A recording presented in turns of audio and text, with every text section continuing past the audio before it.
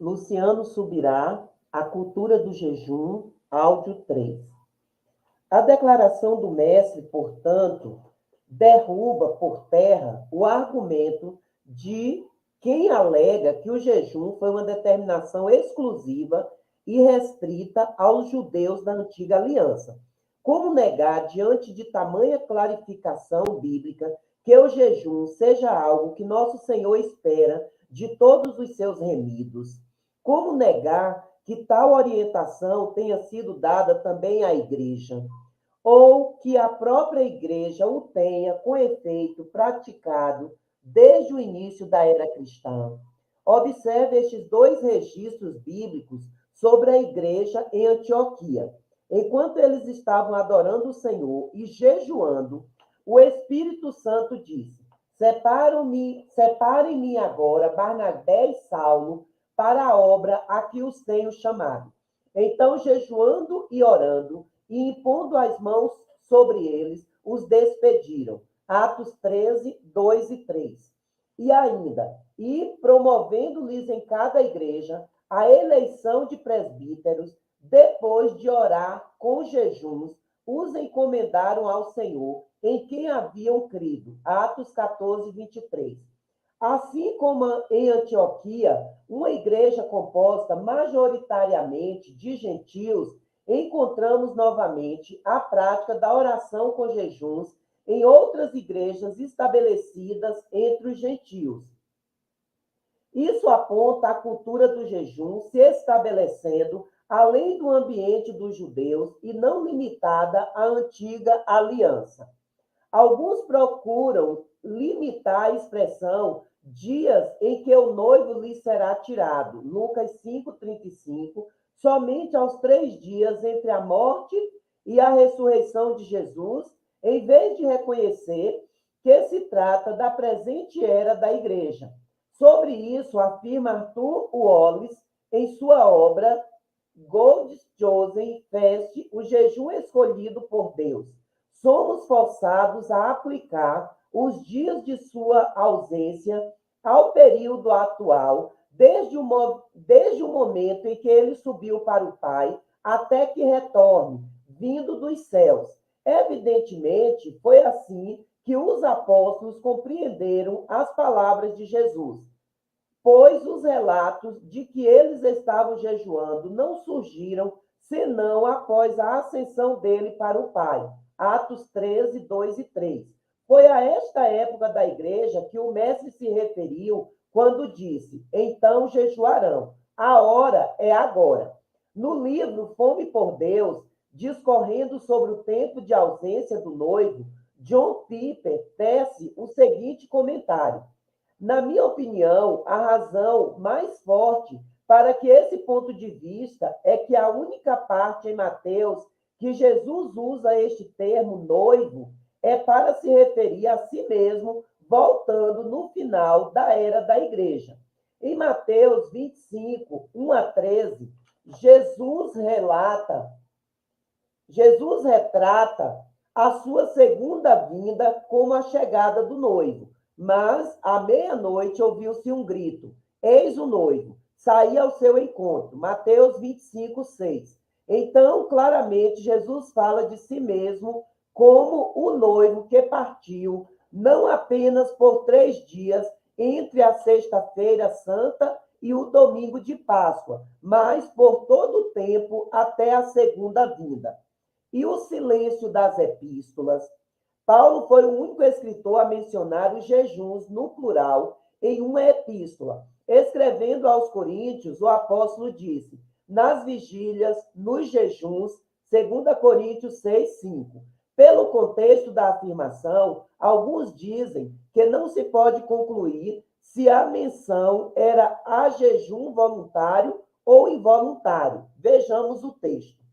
Pelo contrário, em tudo nos recomendamos a nós mesmos como ministros de Deus, na muita paciência, nas aflições, nas privações, nas angústias, nos açoites, nas prisões, nos tumultos, nos trabalhos, nas vigílias, nos jejuns, na pureza, no saber, na paciência, na bondade, no Espírito Santo, no amor não fingido, na palavra da verdade, no poder de Deus, pelas armas da justiça, tanto para atacar como para defender, por honra e por desonra, por infâmia e por boa fama, como enganadores e sendo verdadeiros, como desconhecidos, mas sendo bem conhecidos, como se estivéssemos morrendo, mas eis que vivemos, como castigados, porém não mortos, como entristecidos, mas sempre alegres, como pobres, mas enriquecendo a muitos, como nada tendo, mas possuindo tudo. 2 Coríntios 6, 4 a 10. Qual o contexto da afirmação? Ela começa com Paulo declarando: nos recomendamos a nós mesmos como ministros de Deus. A seguir, vem uma lista de coisas que autenticam o ministério do apóstolo. Dentre eles, temos as que se relacionam com adversidades, aflições, privações, angústias, açoites, prisões, tumultos. Versos 4 e 5. Acrescente-se a isso desonra, infâmia e o rótulo de enganador. Verso 8. Contudo, outras nada têm a ver com adversidade, e sim com dedicação e comportamento, nos trabalhos, nas vigílias, nos jejuns, na pureza, no saber, na paciência, na bondade, no Espírito Santo, no amor não fingido, na palavra da verdade, no poder de Deus, pelas armas da justiça, versos 5 a 7. Ou seja, vigílias e jejuns não foram incluídos na lista de adversidades involuntárias, mas na lista de dedicação e comportamento voluntário. Depois, no final da segunda epístola aos Coríntios, o apóstolo volta a mencionar o assunto. Paulo responde a uma comparação que aqueles irmãos faziam entre ele e os outros ministros, que estavam se aproveitando dos cristãos de Corinto, e defende-se alistando muito daquilo que havia suportado pela causa do evangelho. São ministros de Cristo? Falando como se estivesse fora de mim, afirmo que sou ainda mais. Em trabalhos, muito mais. Em prisões, muito mais. Em açoites, sem medida. Em perigos de morte, muitas vezes. 5 vezes recebi dos judeus 40 açoites menos um. 3 vezes fui açoitado com varas. 1 vez fui apedrejado. 3 vezes naufraguei. Fiquei 1 noite e 1 dia boiando em alto mar. Em viagens, muitas vezes. Em perigos de rios, em perigos de assaltantes, em perigos entre patrícios, em perigos entre gentios, em perigos na cidade, em perigos no deserto, em perigos no mar, em perigos entre falsos irmãos, em trabalhos e fadigas, em vigílias, muitas vezes, em fome e sede, em jejuns, muitas vezes, em frio e nudez, além das coisas exteriores, ainda pesa sobre mim diariamente a preocupação com todas as igrejas. 2 Coríntios 11, 23 a 28. Destaquei a frase em fome e sede, em jejuns muitas vezes. Não concordo com os que afirmam tratar-se de jejum involuntário, por mera escassez. O apóstolo cita o jejum depois de já ter falado de fome e sede. Estas, sim, acredito que foram involuntárias, circunstanciais. E ainda acrescenta o fator pluralidade. Muitos jejuns e não um jejum. A NVI traduziu a frase assim: passei fome e sede e muitas vezes fiquei em jejum. 2 Coríntios 11, 27. Constata-se que o jejum é um dos itens da lista e não mera explicação óbvia do que seria passar fome e sede, indicado no item anterior. Esse tipo de explicação não foi empregada em nenhuma outra coisa relacionada por Paulo. Sobre isso, Valnice Milhomes comenta: aqui há uma clara distinção entre passar fome e estar em jejum.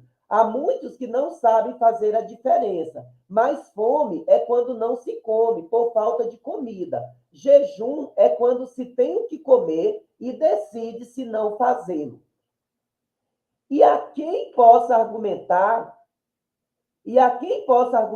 que no texto de 2 Coríntios o autor só tenha falado de coisas negativas, questiono o porquê, então, de ele ter mencionado 2 vezes a palavra trabalho nessa suposta lista negativa. Ademais, temos o registro bíblico de que Paulo jejuou e orou por 3 dias quando se converteu. Atos 9, 9 e 11. Também jejuou enquanto servia a igreja em Antioquia. Atos 13, 1 a 3. Adiante, em suas viagens missionárias, quando voltou para estabelecer presbíteros em várias cidades, igualmente praticou o jejum. Atos 14, 23. Apenas tais casos já justificam a voluntariedade dos jejuns do apóstolo. Não entendo por que determinados ensinadores tentam espremer das epístolas paulinas uma explicação de que os jejuns mencionados seriam involuntários, a não ser que haja, da parte deles, o intuito de criar um padrão segundo o qual o apóstolo, no quesito jejum, não é um exemplo a ser seguido. O mesmo apóstolo que pediu que o imitasse.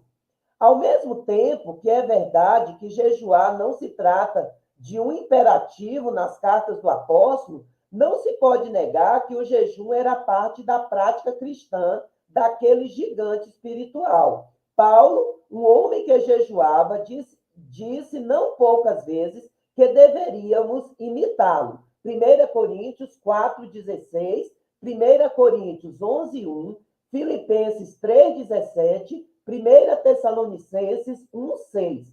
Como alegar que o jejum estaria de fora? Ele não disse que deveria ser imitado em tudo, exceto na prática do jejum. Pelo contrário, chamou a que olhassem a sua conduta toda ela, seja o que pôde ser visto naquela época por testemunhas oculares, seja o que ficou registrado dele na narrativa bíblica, como exemplo a ser seguido, replicado e imitado. O aparente silêncio das epístolas sobre o tema do jejum, portanto, não pode ser entendido como uma proibição à prática. Cito aqui um comentário muito apropriado de Valnice Milhomes. É bom, ainda, lembrar que as epístolas visavam completar e esclarecer o ensino do Antigo Testamento à luz da revelação em Cristo, nunca, porém, anulá-los. Visavam aplicar os ensinos de Jesus e jamais subestimá-los. Se a epístola não nos ordena jejuar, é certo concluir que não se trata de algo importante. Pensar assim é falta de bom senso e uma afronta à interpretação bíblica. Quem defende tal corrente de pensamento está desprezando não apenas uma prática do Antigo Testamento, que pode e deve ser vista como as lentes da revelação de Jesus, mas também está rejeitando um claro ensino do próprio Cristo. Como vimos, ele demonstrou esperar do cristão o exercício do jejum. Jesus não veio ensinar os judeus a viverem bem a antiga aliança. Ele veio instituir a nova aliança. E todos os seus ensinos apontam para práticas dos cidadãos do reino de Deus.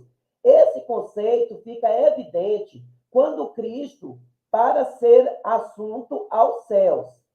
Esse conceito fica evidente quando Cristo estava para ser assunto aos céus. Na chamada Grande Comissão, ele deixou uma ordem aos seus apóstolos. Portanto, vão e façam discípulos de todas as nações, batizando-os em nome do Pai, do Filho e do Espírito Santo, ensinando-os a guardar todas as coisas que tenho ordenado a vocês. E eis que estou com vocês todos os dias até o fim dos tempos. Mateus 28, 19 e 20. O que significa a frase ensinando-os a guardar todas as coisas que tenho ordenado. Todas as coisas significam, obviamente, todas as coisas, o que inclui o ensino que um dia o mestre deu sobre o modo correto de jejuar. E quem eram as pessoas a serem ensinadas? Somente os judeus que viviam debaixo da antiga aliança, da lei de Moisés? Claro que não. Ele se referia não só a seus discípulos judeus, como também a gentios que se converteriam com a pregação do evangelho. O que se percebe na expressão façam discípulos de todas as nações. Mateus 28:19. Não tratamos outros assuntos do ensino de Cristo, esmolas e orações, por exemplo, como se fossem opcionais. O jejum é esperado dos cristãos, assim como esmola e oração, e orientações claras foram dadas acerca de sua prática. Repito, é certo que Jesus não apresentou um imperativo, porém demonstrou expectativa de que fosse parte da vida do crente. E também não creio que seu propósito, ao falar de jejum, tenha sido apenas externar a expectativa de que alguns de seus discípulos jejuassem. Penso que nosso Senhor presumiu que o jejum seria praticado por todos os seus seguidores, então fez o que um bom mestre faz, orientou a forma correta de jejuar. Ou seja, ao falar sobre como fazer, Cristo aprovou e incentivou a fazer. O cristianismo foi edificado sobre alicerces de crenças e práticas judaicas, comunicadas pelo próprio Deus por meio do Antigo Testamento.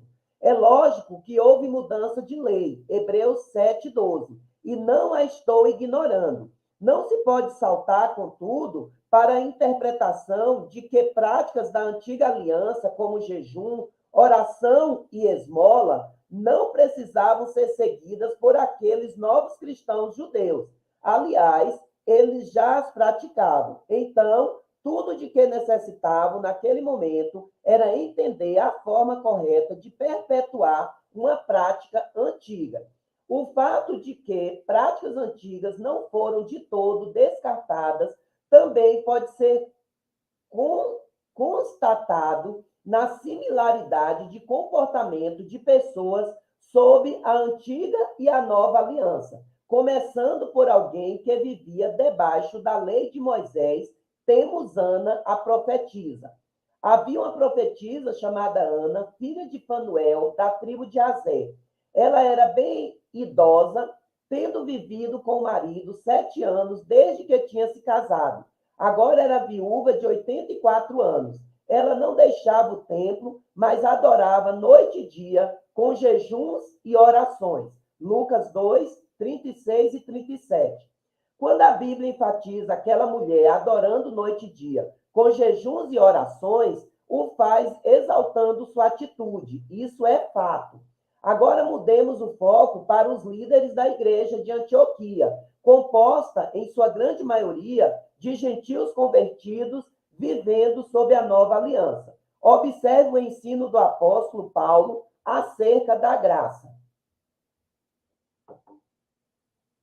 Havia na igreja de Antioquia profetas e mestres: Barnabé, Simeão, chamado Níger, Lúcio de Cirene, Manaém, que tinha sido criado com Herodes, o tetrarca, e Saulo. Enquanto eles estavam adorando o Senhor e jejuando, o Espírito Santo disse: Separe-me agora Barnabé e Saulo para a obra a que os tenho chamado. Então, jejuando e orando, e impondo as mãos sobre eles, os despediram. Atos 13, 1 a 3.